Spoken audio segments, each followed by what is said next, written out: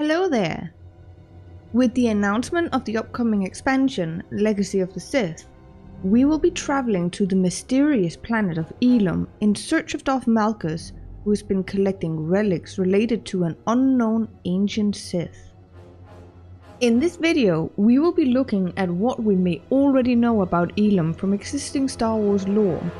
We will also be taking a look at some of the growing numbers of references to the events of previous Knights of the Old Republic games, and whether they could be a foreshadowing of things to come.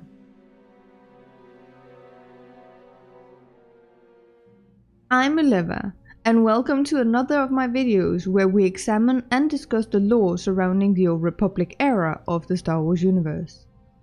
If you are a Star Wars fan, then make sure to subscribe to my channel, especially if you're looking for more journeys through the Old Republic. At the end of the video, I will show you where to find a playlist of my other videos related to Old Republic lore.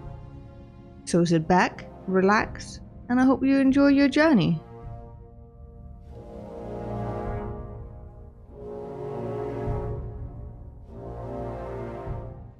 The planet Elam is located in the SWTOR system in the Outer Rim territories, now known as the seat of the Empire, and close to Korriban on the galaxy map. It is a cold and barren desert-like planet with only two sentient species, the Elam and the Elamin. This is confirmed by an archaeology mission called History from the Dark. It is also mentioned in the Legends book, The New Essential Guide to Alien Species, that includes concept art of each species and hypothesized that the Elamins are descended from a lost Sabrok colony. Elam had been a Republic staging point under the leadership of Revan and Malak during the Mandalorian Wars, a war that ended after the detonation of the mass shadow generator during the Battle of Malachor V. It is perhaps interesting to note that the engineer who created the mass shadow generator weapon, the tech specialist and later on Jedi, Beodor, although originated from Iridonia, was also a Sabrok. It appears that Elam is the location of a ruined fortress of ancient Sith whose existence was wiped from all records. We know that Darth Malgus is collecting relics related to the Sith, but we don't yet know for what reason. After Secrets of the Enclave, we are informed by both Darth Rivix and Master Nostaral that Malgus has stolen a tome from the Great Jedi Library on Ossus, along with a relic from the Jedi Enclave on Dantooine.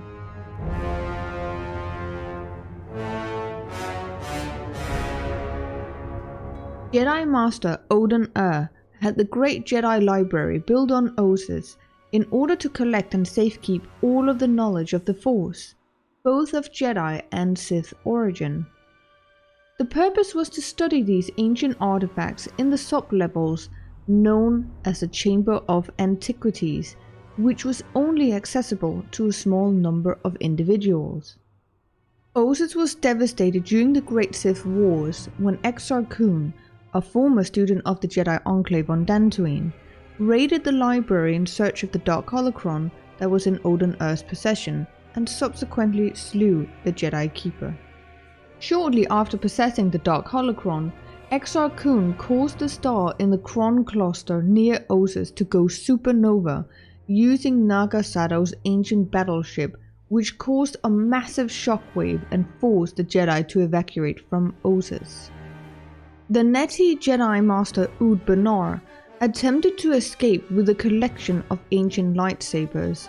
However, he was tracked down by Exar Kun. Benar, knowing he could not win against Kun, transformed himself into his tree-like form to keep the lightsaber safe and went into hibernation until a worthy Jedi would awaken him. According to legends, this Jedi would eventually be Luke Skywalker. Ood Benar is also the tree-like entity you visit when searching for the Endurance Datacron on Ossus, and in doing so grants you his blessing in form of a weapon tuning. During the evacuation of Ossus, many of the Great Jedi Library relics were transferred to the Jedi Enclave on Dantooine for safekeeping. After the Enclave was destroyed by Malak's orbital bombardment, it was then subsequently pillaged by the Sith. The Jedi historian Atris also sent her handmaidens to retrieve as many of the holocrons as possible and have them transported to her secret academy on Telos 4. It was through delving into the knowledge of these holocrons, in the hopes that she might learn of the Sith and how to defeat them, that would eventually turn her to the dark side. There is also an interesting link to Star Wars: The Rise of Skywalker, where according to the visual dictionary, Luke Skywalker explored the subterranean ruins of Ossus and discovered the original text of Ramagon. They were sacred texts talking about the cosmos and the Force, but also mentioned the Sith Wayfinder relic and Exegol, the planet where the Emperor resides in The Last Jedi and The Rise of Skywalker.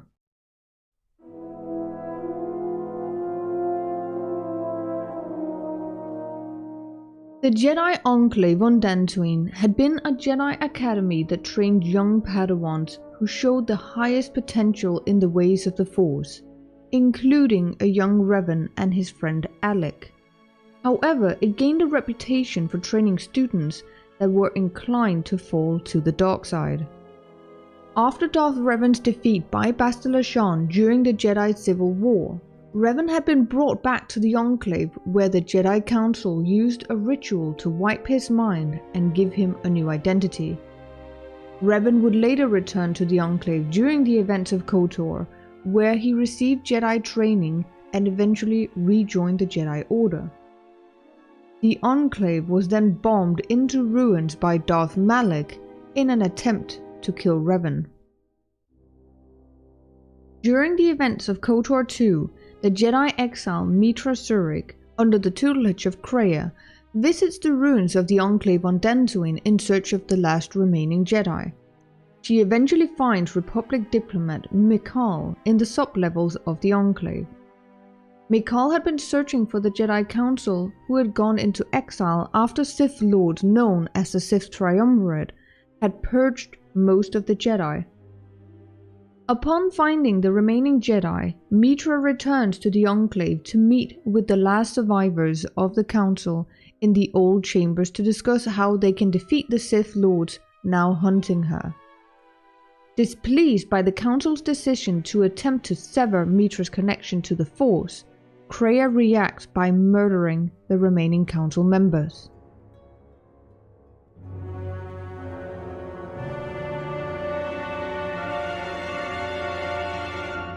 Darth Malgus returns to the SWTOR story during the events of Game Update 5.10, Jedi Under Siege, as the new Emperor's Wrath. He is now heavily augmented with cybernetics and is being forced to serve the Empire due to an explosive inhibitor implant inside of his body. During the events of Onslaught, Malgus is involved in a skirmish at the Meridian Complex, a Republic-held naval shipyard on Corellia, and ends up severely damaged. He is eventually recovered but is in need of repair, and while on the operating table, a medical droid removes the now damaged explosive inhibitor implant from his body. Although physically free from his chains, Malgus is still tormented by visions of the psychological manipulation that he was subjected to by the Empress. Determined to break free from his mental conditioning, Malgus travels to the one place he knows may be able to help him: the ruins of the Jedi Enclave on Dantooine. In Game Update 6.3, The Dark Descent, we return to the ruins of the Enclave in search of Darth Malgus. It is perhaps similar knowledge of the ritual performed on Revan by the Jedi Council that Malgus seeks in the hopes of breaking free from his mental torment. This ritual is made reference to during a conversation with Arn. The Jedi here could alter a person's memories if they thought someone was susceptible to dark side corruption. They could wipe minds altogether. Maybe worse. The different types of Force experiments performed by the Jedi are also briefly alluded to during a conversation with Darth Rivix. Look at this place. What were the Jedi doing here? Altering memories, wiping minds, and other unsavory Force experiments. Really? I didn't think the Jedi had it in them. It appears, however, that Malgus may have discovered both the tome on Ossus and the relic on Dantooine through circumstance. He had been dispatched to Ossus by the Empress to expedite the destruction of the Jedi colony that had been established there. Having traced the bulk of the Jedi to the ancient library, it was after a confrontation with Nostoral that Malgus stole the tome. He visits the ruins of the Jedi enclave on Dantooine, seeking to break free from the mental conditioning he had been subjected to by the Empress. It is confirmed by both Aaron Lanier and Darth Krovos that whatever Malgus had been looking for at the enclave, he had successfully managed to break his final ties to the Empire. It would seem, after breaking free from his mental torment, that he would find the relic. Perhaps Malgus heard the call from these ancient artifacts similar to the Jedi historian Atris. Atris was spoken to by the holocron she had salvaged from the ruins of the Dantooine enclave that most likely had originated from the Ossus library. These holocrons eventually turned her to the dark side. Aaron Lanier observes that the creatures of the enclave had been submissive the first time she had followed Malgus into the ruins, but now on her return they were riled up by something. This appears similar to the Jedi Juhani whom Revan meets on Dantooine during the events of KOTOR, whose pain and suffering had been corrupting the wildlife surrounding her.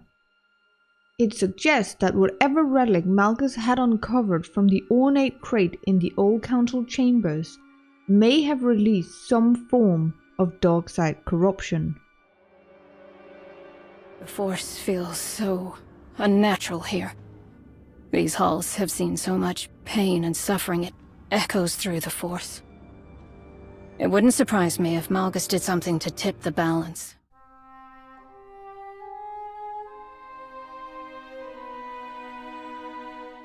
During their time at the Jedi Enclave, both Aaron Lanier and Darth Krovos receive a message in the form of a Force echo from Malgus, who had lured them into a trap. However, their ability to receive this message is down to two differing Force senses. For Aaron Lanier, it was through an ability known as Force empathy, the ability to sense an individual's feelings and emotional state. During their conversation, Malgus refers to her ability to feel emotions through the Force, and that their interaction was because of her ability to glimpse an imprint left behind by someone's presence. For Darth Krovos, it was through an ability known as Force Bond, the ability to form connections between two Force-sensitive individuals from which thoughts and feelings could be communicated. During their conversation, Malgus refers to the bond they forged in battle as what binds them together and is allowing her to see the echo of his presence. The Jedi exile Meetra Surik, who was one of Revan's most trusted generals during the Mandalorian Wars, also possessed these Force abilities. Similar to Lanier, Surik had an extremely strong sense for the emotions of the people around her. In the same way as Obi-Wan Kenobi was toppled at the destruction of Alderaan, so too was Surik during the final battle at Malachor V. The death and destruction of both Republic and Mandalorian forces caused her to unconsciously and instinctively sever her own connection to the Force to shield herself from becoming overwhelmed by the pain and suffering of those who were killed. Force empathy. I've experienced it for as long as I can remember. I've always been almost overwhelmed by other people's feelings and emotions. Little things like time and distance don't do much to stop it either. Similar to Darth Krobos, Zurich also had the ability to create strong force bonds with her comrades, both with her superiors and those of lesser ranks. During the events of KOTOR 2, the bond she creates with Kreia allows her master to often teach Zurich across great distances using telepathy. There are also many references to how past events have disturbed the Force and have created echoes that can be felt by those powerful enough to sense it. This is explained by Malgus during his conversation with Darth Krobos. This place, all the violence and betrayal it has seen, disturbs the Force. Movement through these ruins is imprinted, especially if it's born of pain and anger. Those with enough power can sense it.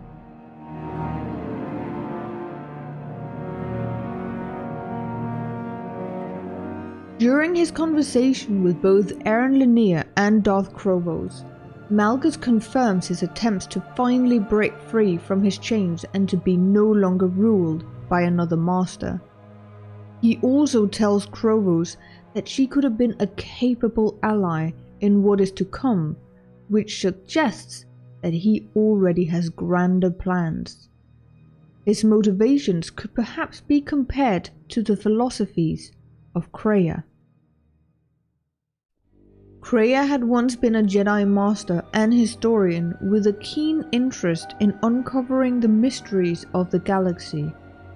She trained many students, most notably a young Revan who was seen as highly gifted.